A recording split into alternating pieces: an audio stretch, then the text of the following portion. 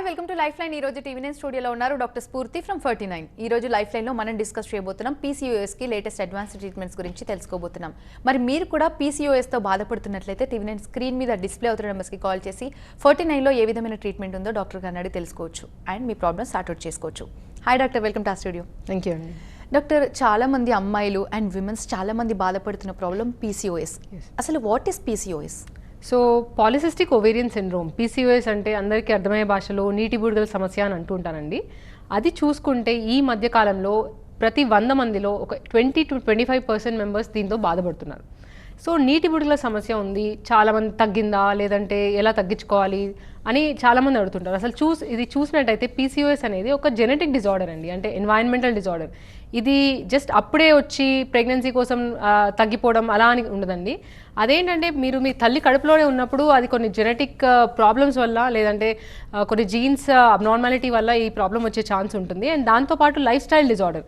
So మనం ఇప్పుడు ఉన్న లైఫ్ స్టైల్లో ఈ మధ్యకాలంలో బరువు పెరగడం కానివ్వండి, లేదంటే లైఫ్ స్టైల్ చేంజెస్, మనం తీసుకునే ఆహారం కానివ్వండి, మన లైఫ్ స్టైల్ ఎక్సర్సైజెస్ అవన్నీ లేకపోవడం, దీనివల్ల ఈ బరువు పెరగడం అనేది ఎక్కువగా ఉంటుంది. సో ఇవన్నీ ఉన్న వాళ్ళలో ఈ ప్రాబ్లం అనేది ఎక్కువ చూస్తుంటాం. ఎస్పెషలీ లావు ఉన్న వాళ్ళలో ఈ ప్రాబ్లం అనేది ఎక్కువ చూస్తుంటాం.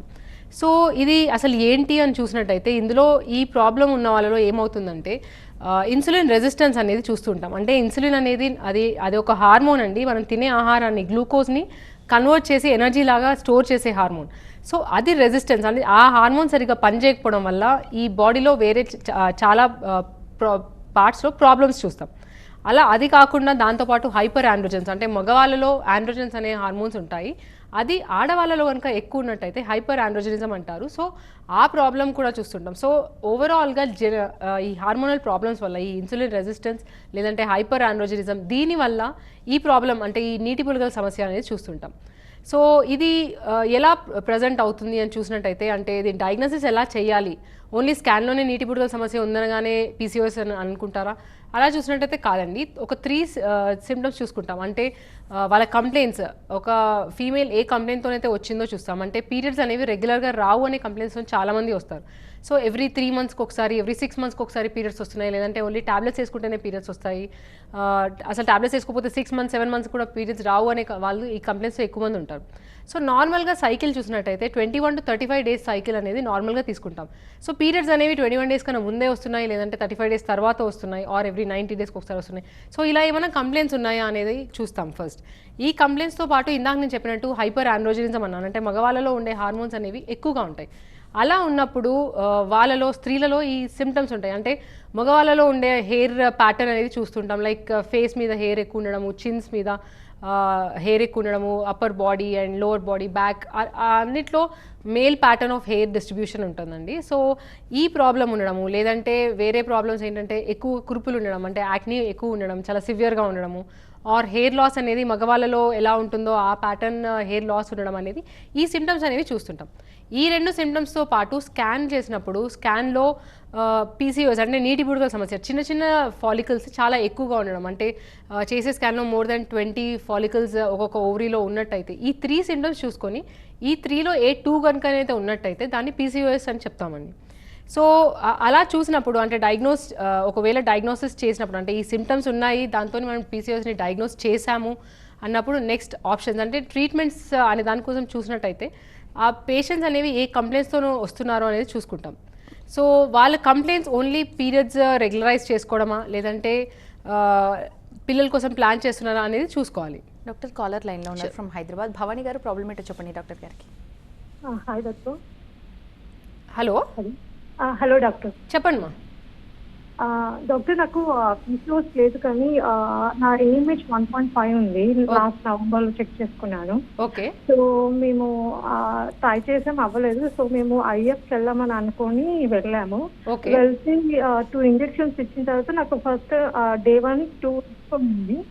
తర్వాత ఇంజెక్షన్స్ ఇచ్చిన తర్వాత కూడా ఎక్స్ట్రీమ్ రాలేదు.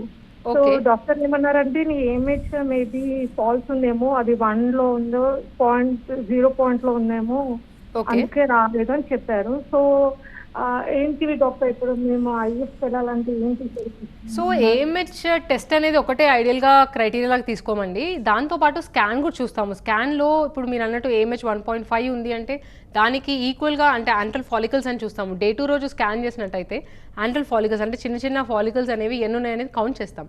సో అది రెండు కోరిలేటింగ్ ఉన్నదా లేదా అని చూసుకుంటాం. ఇప్పుడు ఏఎంహెచ్ 1.5 ఉంటే అట్లీస్ట్ స్కాన్ చేసినప్పుడు ఫాలికల్స్ కనిపించాలి. అలా ఉంది అన్నప్పుడు ఇంజెక్షన్స్ ఇందాక మీరు అన్నట్టు ఐవీఎఫ్కి వెళ్ళినట్టయితే ఇంజెక్షన్స్ అనేవి ఒక 4 days 5 days ఆఫ్ ఇంజెక్షన్స్ తర్వాత స్కాన్ చేసి చూస్తాము, రెస్పాన్స్ అనేది ఎలా ఉందో చూస్తాం. సో ఓన్లీ ఏఎంహెచ్ బేస్ మీద రెస్పాన్స్ ఉండదు, అలా ఉండదమ్మా. ఒకసారి స్కాన్ చేసి దాని తర్వాత మళ్ళీ ఇప్పుడు మీరు ఇంజెక్షన్స్ తీసుకున్నట్టయితే ఐవీఎఫ్కి వెళ్ళి డైలీ ఇంజెక్షన్స్ తీసుకున్నట్టయితే దానిలో రెస్పాన్స్ ఎలా ఉందనేది కూడా చూసుకుంటాము. ఒకవేళ రెస్పాన్స్ అనేది అస్సలు లేదు అన్నప్పుడు నెక్స్ట్ ఆప్షన్స్ ఏంటి అనేది కూడా చూస్తాం. సో ఒకసారి హాస్పిటల్కి వెళ్ళి అది కూడా చూపించుకోండి, డే 2 రోజు స్కాన్ చేసుకొని యాండ్రల్ ఫాలికల్స్ అనేది కూడా చూపించుకోవడం ఇంపార్టెంట్. డాక్టర్, పీసీఓస్తో బాధపడుతున్నట్లయితే ఇది నిజంగా ఇది సీరియస్ ప్రాబ్లం అనుకోవచ్చా? సో డెఫినెట్లీ అండి, it's a life style disorder. ఇది నేను ఇందాక చెప్పినట్టు ఓన్లీ పిల్లల కోసం అనో లేదంటే ఓన్లీ పీరియడ్స్ రెగ్యులరైజ్ అవ్వడం కోసం అలా కాదండి. దిస్ ఇస్ సంథింగ్, ఇది ఒకసారి వచ్చింది అంటే ఇది ఒక క్రానిక్ డిజార్డర్ అనమాట. సో తగ్గడం అనేది చూసినట్టయితే అంటే సిమ్టమ్స్ అనేవి చూసుకొని అంటే ఇందాక నేను చెప్పినట్టు లైఫ్ స్టైల్ మోడిఫికేషన్ అనేది కూడా చూసుకోవాలి. సో ఒకవేళ క్రానిక్ పీసీఓఎస్ అంటే ఎప్పటి నుంచో ఇది రైట్ ఫ్రమ్ అడాలసెన్స్ అంటే ఓన్లీ పిల్లలు పుట్టేటప్పుడు ఆ టైంలో తెలుస్తుంది అనుకుంటారు కానీ బట్ స్టిల్ చిన్న పిల్లలు కూడా కనిపిస్తుంది. అలానే రిప్రొడక్టివ్ ఏజ్ గ్రూప్లో చూస్తాము అండ్ ఓల్డ్ ఏజ్లో కూడా ఈ మధ్యకాలంలో చూస్తున్నాం. సో ఒకసారి ఈ ప్రాబ్లం అంటే ఇది ఒకసారి డయాగ్నోస్ చేశాము అంటే ఆల్వేస్ దాన్ని ట్రీట్మెంట్ అండ్ ప్రివెన్షన్ అండ్ కంట్రోల్లో ఉంచుకునేలాగా చూసుకోవడం అనేది చాలా ఇంపార్టెంట్ అండి. డాక్టర్, మరి ఈ లైఫ్ టైం డిజార్డర్ అంటున్నారు, దీనికి అసలు లైఫ్ స్టైల్ మోడిఫికేషన్స్ త్రూ ఏమైనా తగ్గించవచ్చు అంటారా? అండ్ దీనికి పర్మనెంట్ ట్రీట్మెంట్ అంటే ఉంటుందా? ఎస్. సో ట్రీట్మెంట్ విషయానికి వస్తే ఫస్ట్ ఇందాక మీరు చెప్పినట్టు లైఫ్ స్టైల్ మోడిఫికేషన్ అనేది ఫస్ట్ అండ్ ఫార్మోస్ట్ ట్రీట్మెంట్ లాగా చెప్తామండి. సో వెయిట్ లాస్ అంటే ఇప్పుడు జనరల్గా ఇందాక నేను చెప్పినట్టు వెయిట్ ఎక్కువ ఉన్న వాళ్ళలో ఈ ప్రాబ్లం అనేది చూస్తూ ఉంటాం. అలా అని సన్నగా ఉన్న వాళ్ళలో కనిపించదు అని కాదు. సో జనరల్గా వెయిట్ ఎక్కువ ఉన్న వాళ్ళలో చూస్తాం కాబట్టి అట్లీస్ట్ ఒక 5 to 10% ఆఫ్ వెయిట్ లాస్ అనేది అయినట్టయితే మళ్ళీ నార్మల్ ప్రెగ్నెన్సీ అంటే ఈవెన్ సైకిల్స్ అనేవి రెగ్యులరైజ్ అవ్వడం, హార్మోన్స్ అనేవి బ్యాలెన్స్లో ఉండడం అనేది చూస్తూ ఉంటాం. సో దానికోసం సడన్గా క్రాష్ డయటింగ్ లేదంటే హెవీ ఎక్సర్సైజ్ అలాంటివి ఏం చేయమని చెప్పము. ఒక 10% ఆఫ్ వెయిట్ లాస్ అంటే 5 to 10% of weight loss. So దానికి కొంచెం ఎనర్జీ డెఫిసిట్ అంటే ఒక 1200 to 1500 కిలోకాలరీస్ ఆఫ్ డయట్ అని చెప్తాం. అంటే మీరు తీసుకునే బ్యాలెన్స్ డయట్, స్పెషల్గా ఓన్లీ ప్రోటీన్ డయట్ అనో లేదంటే ఓన్లీ కార్బోహైడ్రేట్ అట్లా కాకుండా బ్యాలెన్స్డ్ డయట్ తీసుకోవడం, కొంచెం తీసుకునే దానిలో ఒక 500 కిలోకాలరీస్ డెఫిసిట్ ఉండేలాగా తీసుకునేలాగా చెప్తామండి. దానితో పాటు డైలీ ఎక్సర్సైజెస్ అనేవి అడ్వైస్ చేస్తాము. అట్లీస్ట్ ఒక 150 minutes పర్ వీక్ అంటే ఒక వీక్లో చూసుకున్నట్టయితే ఒక 150 minutes daily moderate activity exercise కానివ్వండి లేదంటే డైలీ అట్లీస్ట్ ఒక 10,000 steps అన్న వాకింగ్ చేయమని చెప్తూ ఉంటాం. సో ఇవన్నీ చేసినప్పుడు అంటే ఈ బేసిక్ రియలిస్టిక్ గోల్స్ అనేవి ఇంపార్టెంట్ అండి. అంటే సడన్గా ఏదో వెయిట్ లాస్ అనగానే ఒక 10 kgs తగ్గడం 1 monthలో లేదంటే ఒక 1 month నేను వాకింగ్ చేశాను నార్మల్ అయిపోయి ఉంటుంది అలా ఉండకుండా ఇది ఒక క్రానిక్ ప్రాసెస్. సో వన్స్ అది డయాగ్నోజ్ అయినప్పటి నుంచి ఇంకా జస్ట్ పిల్లల కోసం అనో అట్లా కాకుండా ఇట్స్ క్రానిక్ డిజార్డర్. సో ఆ రియలిస్టిక్ గోల్స్ అనేవి కంటిన్యూస్గా ఉండాలి. అండ్ ఇందాక నేను చెప్పినట్టు ఆ వెయిట్ లాస్ అనేది అట్లీస్ట్ ఒక 5% అవుతాయి. పీరియడ్స్ అనేవి ఆటోమేటిక్గా రెగ్యులర్ అవ్వడం చూస్తుంటాం అండ్ దాంతోపాటు ఎగ్ డెవలప్మెంట్ కూడా చూస్తుంటాం. అండ్ నెక్స్ట్ ట్రీట్మెంట్స్ కింద వచ్చినట్టయితే పేషెంట్ ఏ కంప్లైంట్స్తో వచ్చింది అనేది చాలా ఇంపార్టెంట్. సో ఇవన్నీ ఇందాక నేను చెప్పినట్టు ఆ లైఫ్ స్టైల్ మోడిఫికేషన్ చేస్తూనే దాంతో పాటుగా వాళ్ళ కంప్లైంట్స్ ఏంటి అనేవి చూస్తామండి. సో ఓన్లీ పీరియడ్స్ రెగ్యులరైజ్ అవ్వడము అదొకటే వాళ్ళ కంప్లైంట్, పిల్లలు ఇప్పుడే ప్లాన్ చేయట్లేదు అలా ఉంది అన్నప్పుడు ఇందాక నేను చెప్పిన దీంతో పాటు టాబ్లెట్స్ అనేవి ఇవ్వడం జరుగుతుంది. అంటే 21 days ఒక మంత్లీ టాబ్లెట్స్ అనేవి పిల్స్ అనేవి పెట్టడం జరుగుతుంది. దాంతో పీరియడ్స్ అనేవి రెగ్యులర్ అవ్వడం చూస్తాం. సో ఒక 3 to 6 cycles ఆ టాబ్లెట్స్ అనేవి పెడతాం. లేదు పేషెంట్స్కి ప్రెగ్నెన్సీ కూడా ప్లాన్ చేస్తున్నారు అన్నప్పుడు వాళ్ళకి ఓవ్యులేషన్ ఇండక్షన్ అనే డ్రగ్స్ పెడతామండి. సో దానిలో టాబ్లెట్స్ అనేవి అడ్వైస్ చేస్తాము. ఇందాక నేను చెప్పినట్టు ఈ పీసీఓఎస్ ప్రాబ్లంలో చిన్న చిన్న నీటి బుడగలు అనేవి చాలా ఎక్కువ ఉంటాయి. సో అందులో నార్మల్గా ఏమవుతుందంటే అన్నీ బాగున్న వాళ్ళలో ఎవ్రీ 2nd or 3rd డేకి ఒక ఎగ్ అనేది డామినెన్స్ అవ్వడం జరుగుతుంది. అంటే ఎగ్ పెరగడం జరుగుతుంది. ఆ పెరిగిన egg around 14th day or 15th day కల్లా రిలీజ్ అయిపోయి నెక్స్ట్ 14 daysకి ఇద్దరు ప్రెగ్నెన్సీ రావడం ఆర్ పీరియడ్స్ అనేవి రావడం జరుగుతుంది. పీసీఓస్ ఉన్న వాళ్ళు ఏమవుతుందంటే చాలా చిన్న చిన్న ఫాలికల్స్ అనేవి చాలా ఎక్కువ ఉండడం, దానిలోంచి అన్నీ నేను పెరుగుతాను నేను అంటే డామినెన్స్ అన్నీ అవ్వడానికి ట్రై చేస్తాయి. బట్ అందులో ఒక ఫాలికల్ అనేది పెరగడం చూడం ఇందులో. సో అలా చిన్న చిన్న ఫాలికల్స్ అనేవి చాలా ఎక్కువ ఉంటాయి అండ్ ఎగ్ డెవలప్మెంట్ సరిగా ఉండదు కాబట్టి వీళ్ళలో ప్రెగ్నెన్సీ అనేది కష్టంగా ఉంటుంది. వీళ్ళకి ఓవ్యులేషన్ ఇండక్షన్ డ్రగ్స్ అనేవి స్టార్ట్ చేస్తాము. అరౌండ్ 6 cycles అన్ని బాగున్న వాళ్ళలో 3 to 6 సైకిల్స్ అనేవి అడ్వైస్ చేస్తాం. సో టాబ్లెట్స్తోని పెరుగుతుందా అనేది చూసుకొని ఒకవేళ టాబ్లెట్స్తోని రెస్పాన్స్ లేదు అన్నప్పుడు ఇంజెక్షన్స్ కూడా ఇవ్వడం జరుగుతుంది. డాక్టర్, ఒకప్పుడు ఒక 20 ఇయర్స్ బ్యాక్ 30 ఇయర్స్ బ్యాక్ చూసుకుంటే పీసీఓఎస్ ప్రాబ్లమ్స్ చాలా తక్కువగా ఉండేవి. అండ్ ఒకవేళ చూసుకున్నా కూడా 100లో ఒకరిద్దరికో ఒక 4-5కో ఉండేవి. ఇప్పుడు ఒక 10 మందిని పిక్ చేసుకుంటే అందులో ఒక్కరికి ఇద్దరికి ఖచ్చితంగా ఉంటుంది.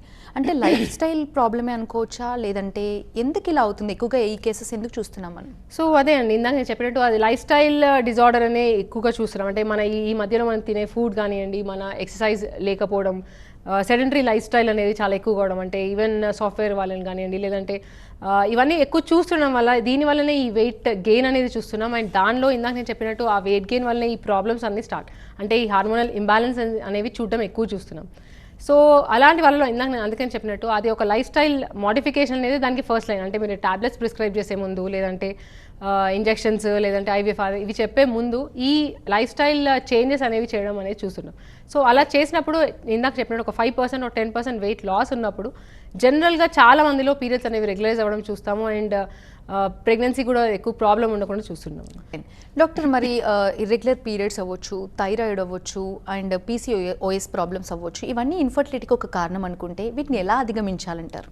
సో ఇందాక నేను చెప్పినట్టు లైఫ్ స్టైల్ చేంజెస్తో పాటు టాబ్లెట్స్ అనేవి, అంటే ఎగ్ పెరగడం సరిగ్గా ఉండదు ఈ ప్రాబ్లంలో ఉన్న వాళ్ళకి. సో ఫస్ట్ ఆఫ్ ఆల్ మీరు అన్నట్టు థైరాయిడ్ ఇంకేమైనా ప్రాబ్లమ్స్ ఉన్నాయనేది చూసుకోవాలి. ఓన్లీ పీసీఓస్ ఉండగానే అదే ట్రీట్మెంట్ చేయడం అని కాకుండా ఆ పేషెంట్ ఇవాల్యుయేషన్, అంటే వేరే హార్మోన్స్ అనేవి కూడా పంపిస్తాము. అంటే థైరాయిడ్, ప్రొలాక్టిన్, ఈ హార్మోన్స్ అనేవి రెగ్యులర్ నార్మల్గా ఉన్నాయా లేవా అనేది చూసుకుంటామండి.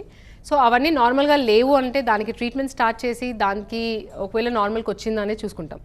దాంతోపాటు ఓన్లీ పీసీఓఎస్ ఒకటే కనిపిస్తుంది అంటే ఇంకా వేరే ఏం ప్రాబ్లం కనిపించట్లేదు, మగవాళ్ళలో కౌంట్ కూడా బాగుంది, ట్యూబ్స్ 2 బాగున్నాయి, ఓన్లీ ఎగ్ డెవలప్మెంట్లో ప్రాబ్లం ఉంది అన్నప్పుడు ఎగ్ డెవలప్మెంట్ అవ్వడానికి టాబ్లెట్స్ అనేవి ఇవ్వడం జరుగుతుందండి. పీరియడ్ వచ్చిన సెకండ్ డేకి స్కాన్ చేసుకొని ఏమైనా సిస్ట్ ఉన్నాయా, అలా ఏమైనా ప్రాబ్లం ఉందా అనేది రూల్ అవుట్ చేసుకొని ఓన్లీ పీసీఓఎస్ ఒకటే ఉంది అన్న వాళ్ళకి టాబ్లెట్స్ పెట్టడం జరుగుతుంది.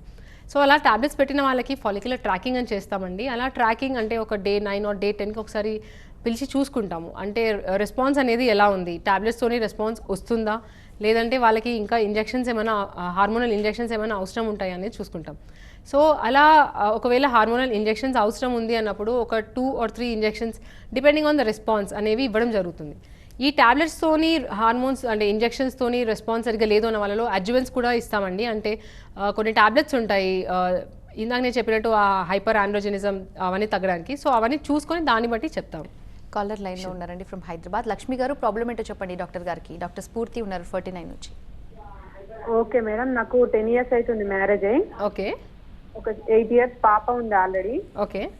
నార్మల్ గానే అయింది. ఫస్ట్ సెకండ్ ప్రెగ్నెన్సీ కోసం చూస్తున్నామండి. అయితే ఒక 3 months నుంచి చూపించుకుంటున్నాము. ఓకే. నాకు ఎగ్ సరిగ్గా పెరగట్లేదు అనేసి 2 months కి ఇంజెక్షన్ ఇచ్చిండు, ఎగ్ రిలీజ్ అయింది. ఓకే. మళ్ళీ నెక్స్ట్ మంత్ కూడా పెరుగుతుందేమో అని చూస్తే ఎగ్ రిలీజ్ అనేది కాలేదు, పెరగలేదు, రిలీజ్ కాలేదు. ఓకే. మళ్ళీ సేమ్ అదే మళ్ళీ నాకు ఏంటంటే వాటర్ బబుల్స్ ఉన్నాయి అన్నారండి. ఓకే. మా ఆయనది స్పర్మ్ కౌంట్ ఏమో ఫస్ట్ 5 నుంచి 80 millions కి వచ్చింది. 5 నుంచి 80 అండి? అంటే 3 months మెడిసిన్ వాడితే 80 millions కి వచ్చింది. ఓకే. మళ్ళీ తర్వాత మళ్ళీ మెడిసిన్ మళ్ళీ వాడినా కూడా మళ్ళీ తర్వాత ఇంకోసారి చెకప్ చేపిస్తే 50 millions అట్లా వచ్చిందండి. ఓకే. మళ్ళీ స్పర్మ్ అనేది తగ్గింది. మళ్ళీ ఇప్పుడు మెడిసిన్ కి నెక్స్ట్ అంటే ఐయుఐ ప్రొసీజర్ ఫాలో అవ్వాలా? సో ఒకసారి ఫస్ట్ ఒక స్టాండర్డైజ్ ల్యాబ్లో తనని సిమెనాలిసిస్ ఇవ్వమని చెప్పండి. ఎందుకంటే టాబ్లెట్స్ ఇవ్వడం వల్ల మరి 5 millions నుంచి 80 millions అవ్వడము ఆర్ 80 నుంచి సడన్గా 15 millionsకి రావడం అనేది జనరల్గా చూడమండి. ఏమైనా ప్రాబ్లం ఉందా అనేది ఫస్ట్ ఒకసారి మీరు ఎనీ ఇన్ఫర్టిలిటీ సెంటర్కి వెళ్ళినట్టయితే అక్కడ ఇవాల్యుయేషన్ చేస్తారు. ఒక బేసిక్ హిస్టరీ తర్వాత ఎగ్జామినేషన్ చేసి అవసరమైతే ఫస్ట్ సిమెనాలిసిస్ చేస్తాం. సో సిమెనాలిసిస్లో చూసినట్టయితే అంటే ఈ ల్యాబ్స్లో చూసుకున్నట్టయితే కరెక్ట్ WHO గైడ్లైన్స్ ఫాలో అవుతున్నారంటే 15 millions per ml కన్నా అబవ్ ఉంది అంటే నార్మల్గానే తీసుకుంటామండి. అంతకన్నా తక్కువ ఉంది అంటేనే దాన్ని బట్టి అంటే కౌంట్ ఎంత ఉంది అనే దాన్ని బట్టి నెక్స్ట్ ట్రీట్మెంట్ అనేది అడ్వైస్ చేయడం జరుగుతుంది. సో మీ కండిషన్లో అంతే, అంటే ఇంత ఫ్లక్చుయేషన్ ఉంది కాబట్టి ఒక స్టాండర్డైజ్ ల్యాబ్లో ఒకసారి చేయించినట్టయితే అది చూసుకొని దాన్ని బట్టి నెక్స్ట్ ట్రీట్మెంట్ అనేది అడ్వైస్ చేయడం జరుగుతుంది. డాక్టర్, మరి ఇది సీరియస్ ప్రాబ్లం అనుకుంటే ఒకవేళ ఇది నెగ్లెక్ట్ చేస్తే ఎలాంటి రిస్క్ ఫ్యాక్టర్స్ ఉంటాయి? సో లాంగ్ టర్మ్ కాన్సిక్వెన్సెస్ చూసుకున్నట్టయితే పీసీఓఎస్ ఉన్న వాళ్ళలో ఓన్లీ ఇప్పుడు మందమని కాకుండా లాంగ్ టర్మ్లో కూడా అట్లనే వదిలేస్తే ప్రాబ్లమ్స్ చూస్తామండి. సో వీళ్ళలో ఏమవుతుందంటే ఇందాక నేను చెప్పినట్టు పీరియడ్స్ రెగ్యులరైజ్ అవ్వవు. ఆ లైనింగ్ అనేది ఎండోమెట్రియం లోపల లైనింగ్ అనేది థిక్ అవ్వడం జరుగుతుంది. నార్మల్గా ఎవ్రీ మంత్ షెడ్ అవుతుంది అంటే పీరియడ్స్ లైనింగ్ అనేది థిన్గా ఉండి నార్మల్ సైజ్లో ఉండడం చూస్తాం. సో వీళ్ళలో ఏంటంటే 6 మంత్స్ వరకు బ్లీడింగ్ కాదు, 4 మంత్స్ వరకు బ్లీడింగ్ కాదు. సో ఆ లైనింగ్ అనేది అక్యుములేట్ అయిపోయి ఎండోమెట్రియల్ హైపోప్లేజియా అని అంటారు. సో అలా రికరెంట్గా అలా అక్యుములేట్ అవుతుంది అన్న వాళ్ళలో యంగ్ ఏజ్లోనే ఒక్కొక్కసారి క్యాన్సర్ వచ్చే ప్రమాదం కూడా చూస్తుంటాము. అంటే గర్భసంచి లైనింగ్ ఆ ఎండోమెట్రియల్ క్యాన్సర్ అనేది చూడడం జరుగుతుంది. సో ఈ ప్రాబ్లమ్స్ అండ్ వేరే మెటబాలిక్ సిండ్రోమ్ అనే ఒక ప్రాబ్లం ఉంటుందండి. దానిలో బీపీ అనేది ఎక్కువ ఉండడము, స్ట్రోక్స్ వచ్చే ఛాన్స్ ఉండడం, ఇవన్నీ ప్రాబ్లమ్స్ కూడా చూస్తుంటాము. అండ్ అబ్స్ట్రక్టివ్ స్లీప్ ఎప్నియా, ఈ వెయిట్ ఎక్కువ ఉండడం వల్ల ఈ అబ్స్ట్రక్టివ్ స్లీప్ ఎప్నియా అండ్ దానివల్ల వచ్చే ప్రాబ్లమ్స్. సో ఇలా లాంగ్ టర్మ్ కాన్సిక్వెన్సెస్ కూడా చూస్తుంటాం. ఇది ఓన్లీ ఏదో ప్రెగ్నెన్సీ కోసమనో లేదంటే పీరియడ్స్ కోసమనే కాకుండా దీంతో వేరే ప్రాబ్లమ్స్ అనేవి కూడా చూస్తుంటాం. కాబట్టి అందుకనే దీన్ని కంట్రోల్లో పెట్టుకోవాలని చెప్తూ ఉంటాం. రాజమండ్రి నుంచి కాలర్ లైన్లో ఉన్నారండి. గాయత్రి గారు, ప్రాబ్లం ఏంటో చెప్పండి డాక్టర్ గారికి. నమస్తే మేడం. నమస్తే అమ్మా, చెప్పండి. మేడం, నాకు పీసీఓఎస్ ప్రాబ్లం ఉంది. ఓకే. లోపల నీటి బుడగలు చాలా ఎక్కువగా ఉన్నాయి, పీరియడ్స్ కూడా సరిగ్గా రావట్లేదు అనేసి లాప్రోస్కోపీ చేశారు మేడం, హిస్ట్రోస్కోపీ 2 చేశారు. ఓకే. లాస్ట్ డిసెంబర్ లో చేశారు. బట్ అప్పటి నుంచి కూడా నాకు ఇప్పటికీ పీరియడ్ అనేది సరిగ్గా రావట్లేదు మేడం. అలా అని నేను వెళ్ళి డాక్టర్ని కలిస్తే ఆవిడ రెజిస్ట్రోన్ టాబ్లెట్స్ రాశారు. సో అవి వాడితేనే నాకు పీరియడ్ వస్తుంది, లేకపోతే రావట్లేదు మేడం. ఇప్పుడు ఇంకా తర్వాత ఏ ట్రీట్మెంట్ తీసుకుంటే బాగుంటుంది అంటారు? సో అదే అండి, ఇందాక నేను చెప్పినట్టు ఎగ్ పెరగడానికి మీకు టాబ్లెట్స్ ఇవ్వడం కూడా సజెస్ట్ చేస్తారు. ఒకవేళ మీరు హాస్పిటల్కి వెళ్ళినట్టయితే ఆల్రెడీ లాప్రోస్కోపీ అయింది అంటున్నారు కాబట్టి, నార్మల్గా లాప్రోస్కోపీ అయిందనగానే చాలా మందిలో ఒక అపోహ ఉంటుంది. సో ఆ డ్రిల్లింగ్ చేయడం వల్ల నీటి బుడగలు అనేవి తగ్గిపోతాయని. సో అన్ని డ్రిల్ చేయమండి, జస్ట్ ఒక 4-5 డ్రిల్స్ పంక్చర్స్ అనేవి చేస్తాం. దీనివల్ల ఏమవుతుందంటే హార్మోనల్ బ్యాలెన్స్ అనేవి అవుతుంది. అండ్ చాలా మందిలో ఆల్మోస్ట్ అప్ టు 80-90%లో పీరియడ్స్ అనేవి రెగ్యులర్గా చూస్తుంటాం. కానీ మీ కండిషన్లో డ్రిల్లింగ్ అయిన తర్వాత కూడా పీరియడ్స్ సరిగ్గా రావట్లేదు కాబట్టి మీరు ఒకసారి హాస్పిటల్ కనుక వెళ్ళినట్టయితే అక్కడ వాళ్ళు చూసుకొని డే 2కి నేను ఇందాక చెప్పినట్టు టాబ్లెట్స్ అనేవి అడ్వైస్ చేయడం జరుగుతుంది. సో ఆ టాబ్లెట్స్తో ఎగ్ పెరగడానికి, టాబ్లెట్స్ ప్లస్ ఇంజెక్షన్స్ అవసరం ఉంటే ఇంజెక్షన్స్ కూడా పెడతారు ఎగ్ పెరగడానికి. నార్మల్గా డ్రిల్లింగ్ చేసిన వాళ్ళలో రెస్పాన్స్ అనేది బెటర్గా చూస్తూ ఉంటాము. సో అలా ఒక 6 సైకిల్స్ అనేవి మీ కండిషన్లో అడ్వైస్ చేయొచ్చండి. ఇఫ్ అన్నీ బాగుంటాయి, మీ హస్బెండ్ సైడ్ సిమెనాసిస్ బాగుండి, మీ ట్యూబ్స్ అన్ని స్టేటస్ అంతా బాగుంది అంటే. Doctor, does PCOS get worse with age? Yes అండి, డెఫినెట్లీ. అంటే ఇందాక నేను చెప్పినట్టు ఒకవేళ దాన్ని కంట్రోల్గా పెట్టుకోవట్లేదు అన్నప్పుడు, సో పీసీఓఎస్తో పాటు అంటే నేను ఇందాక చెప్పినట్టు వేరే ప్రాబ్లమ్స్ వేరే సిస్టమ్ అన్నీ ఇన్వాల్వ్ అయ్యి, అంటే ఇందాక నేను చెప్పినట్టు క్యాన్సర్స్ వచ్చే ప్రాబ్లమ్, లేదంటే స్ట్రోక్స్ వచ్చే ప్రాబ్లమ్, హార్ట్ అటాక్స్ వచ్చే ప్రాబ్లమ్ కూడా చూస్తూ ఉంటాము. డాక్టర్, మరి ఇన్ఫర్టిలిటీకి పీసీఓఎస్ ఒక కారణం అనుకుంటే లేడీస్ అసలు ఏం చేయాలంటారు? అంటే ముందుగానే అలర్ట్ అయ్యి డాక్టర్ని కన్సల్ట్ అయ్యి ట్రీట్మెంట్ తీసుకోవాలంటారా, లేదంటే కొంచెం టైం చూసుకొని వెయిట్ చేస్తే పర్లేదంటారా? ఏం సజెస్ట్ చేస్తారు? సో అదేమా ఇందాక నేను చెప్పినట్టు ఆ టాబ్లెట్స్ అనేవి అడ్వైస్ చేస్తాం. బికాస్ వీళ్ళలో ఎగ్ డెవలప్మెంట్ అనేది న్యాచురల్గా అవ్వడం చాలా తక్కువగా చూస్తుంటాం కాబట్టి మన సైడ్ నుంచి దాన్ని ఎగ్ డెవలప్ అయ్యేలాగా టాబ్లెట్స్ అనేవి పెట్టడం జరుగుతుంది. సో ఇది ఒక ఫస్ట్ లైన్ డ్రగ్లో చూసుకుంటే చాలా టాబ్లెట్స్ ఉంటాయి, ఓవ్యులేషన్ ఇండక్షన్ డ్రగ్స్ అంటారు. సో ఆ టాబ్లెట్స్ పెట్టడము, దాంతో రెస్పాన్స్ ఎలా ఉందనేది చూసుకుంటాం. అలా రావట్లేదు అన్నప్పుడు సెకండ్ లైన్ లాగా దాన్ని ఇందాక నేను చెప్పినట్టు గొనెడ్రోపిన్ ఇంజెక్షన్స్ అంటారు, ఆ ఇంజెక్షన్స్ ఇవ్వడం జరుగుతుంది. ఆర్ ఇంకొక సెకండ్ లైన్ డ్రగ్ లాగా చూసుకుంటే, అంటే ట్రీట్మెంట్ లాగా చూసుకుంటే ఇందాక పేషెంట్కి చేసినట్టు లాప్రోస్కోపీ చేయడం, అంటే లాప్రోస్కోపిక్ ఓవేరియన్ డ్రిల్లింగ్ అంటారు. సో ఆ ఓవరీస్ని ఒక 3 or 4 డ్రిల్స్ అనేవి చేయడం జరుగుతుంది. అలా చేయడం వల్ల ఇందాక నేను చెప్పినట్టు హార్మోనల్ బ్యాలెన్స్ అనేది చూస్తుంటాం. సో చాలామంది డ్రిల్లింగ్ అవ్వగానే మొత్తం పీసీఓఎస్ ప్రాబ్లమే పోయింది అట్లా అని అనుకుంటారు. సో డ్రిల్లింగ్ అయిపోయింది మేడం, పీసీఓఎస్ అంతా పోయి ఉంటుంది. అన్ని ఫాలికల్స్ అనేవి డ్రిల్లింగ్ చేయరండి. అలా చేస్తే నార్మల్గా ఎగ్ కౌంట్ అనేది పడిపోతుంది. సో అలా చేయకుండా జస్ట్ ఒక 4-5 డ్రిల్స్ అనేవి చేసి నెక్స్ట్ ఇమీడియట్గా చూసుకుంటాం. నార్మల్గా అలా చేసినప్పుడు నెక్స్ట్ 6 సైకిల్స్లో వాళ్ళకి రెస్పాన్స్ అనేది బెటర్గా చూస్తుంటాం. అంటే టాబ్లెట్స్తోని కూడా ఇంజెక్షన్స్తోని కూడా రెస్పాన్స్ రావట్లేదన్న వాళ్ళకి ఇది ఒక ఆప్షన్ లాగా ఇస్తామండి. సో ఇది కూడా ఇదంతా చేసిన తర్వాత, అంటే సెకండ్ లైన్ ట్రీట్మెంట్తోని కూడా ఎగ్ డెవలప్మెంట్ అనేది చూడట్లేదు ఆర్ చాలా రెసిస్టెంట్గా ఉంది, థిక్ పీసీఓఎస్ ఉంది అన్న వాళ్ళకి లాస్ట్ ఆప్షన్ లాగా ఐవీఎఫ్ అనేది అడ్వైస్ చేయడం జరుగుతుంది. కాలర్ లైన్లో ఉన్నారండి. ఏడుకొండల గారు, ప్రాబ్లం ఏంటో చెప్పండి డాక్టర్ గారికి. నమస్కారం మేడం. నమస్తే అండి, చెప్పండి. మేడం, మాకు పెళ్ళి 10 years అవుతుంది. ఆల్రెడీ ఒక పాప ఉంది మేడం. ఓకే. అయితే ఇంకో సంతానం గురించి ట్రై చేద్దామని ఒక 3 months నుంచి హాస్పిటల్. అయితే డాక్టర్ గారు ఎగ్ రిలీజ్ అవుతలేదని చెప్పేసి ఇంజెక్షన్ ఇచ్చారు ఒక 2 months. ఓకే. ఇంకా సంతానం కాలేదు. అయితే నాకు కూడా అనాలిసిస్ చేస్తే ఫస్ట్ 5 millions ఉంది ఒక 1 month చేస్తే. తర్వాత టాబ్లెట్స్ వాడమని ఇస్తే అప్పుడు 80 millions వచ్చిందండి. ఓకే. అయినా కానీ మరి ఇప్పుడు సంతానం కలగలేదు, మరి ఏమైనా ఐవీఐ చేసుకోమంటారా? సో ఒకసారి ఇందాక అంటే ఒకసారి సీమెన్ అనాలిసిస్ చేయించండి మీరు మళ్ళీ, అంటే అంత ఫ్లక్చుయేషన్ ఎంత ఉంది ఎందుకు ఉంది అనేది చూసుకోవాలండి.